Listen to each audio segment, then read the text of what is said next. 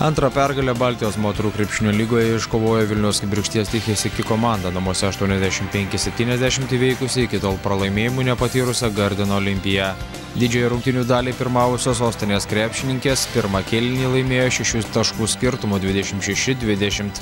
Antrame kėlinyje padidinusios tempą Kibirkšties krepšininkės padidino persvarą ir ilsėtis išėjo po 2 kėlinių pirmaudamos 9 taškų skirtumu 47-38. Trečiame kėlinyje viešnioms iš Baltarusijos niekaip nesisekė sumažinti deficito. Vilniaus krepšininkės išsaugojo saugų 8 taškų pranašumą 65-57. Sėkmingiau sužaista kėlinio pabaiga leido Kibirkšties komandai pasiekti antrą pergalę šioje lygoje. Esam geram kely ir džiaugiuosi tuo. Eilę rungtynių mes tikrai gerai atrodom, yra darnus geras kolektyvas, tai pirmiausia turbūt raktas į sėkmę.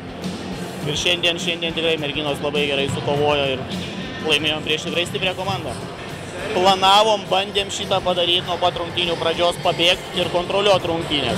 Pavyko ir labai džiaugiuosi, kad mes nepaleidom trečio kėlinio pradžios, nes mūsų yra šiokia tokia lyga. Po 2 gerų kėlinių mes paleidžiam, bet šiandien džiaugiuosi tikrai. Nugalėtų gretose išsiskyrė Brigit Bauliai. Puolėja per 31 žaidimo minutę pelnė 21 tašką, po krepšiai sugriebė 9 kamuolius, atliko 3 rezultatyvius perdavimus ir 1 kamuolį perėmė. Olimpijai Katerina Kašlė įmetė 17, Liubov Alioškina pridėjo 14 taškų.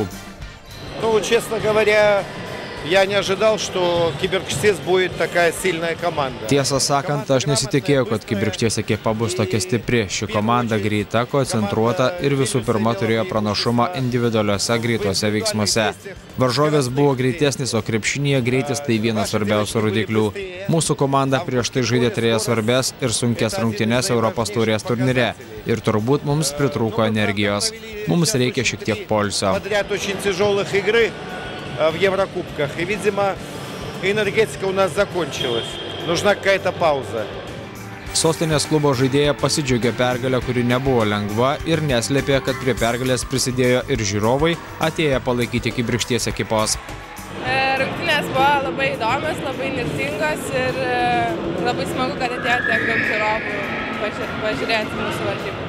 Gal šį vakarą labiau norėjom laimėti, visus labai stengiamės. Ir, nežinau, buvom stipresnės.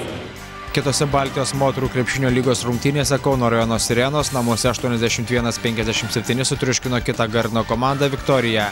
Šiandien Kibirkšties Tichė Iki namuose žaidžia su Viktorijos krepšininkėmis, o Sirenos savo aikštėje išbandys jėgas su Olimpijos ekipa. Tomas Ramanskas, Vytautas Juknys, Sport 1 žinios + Vilnius.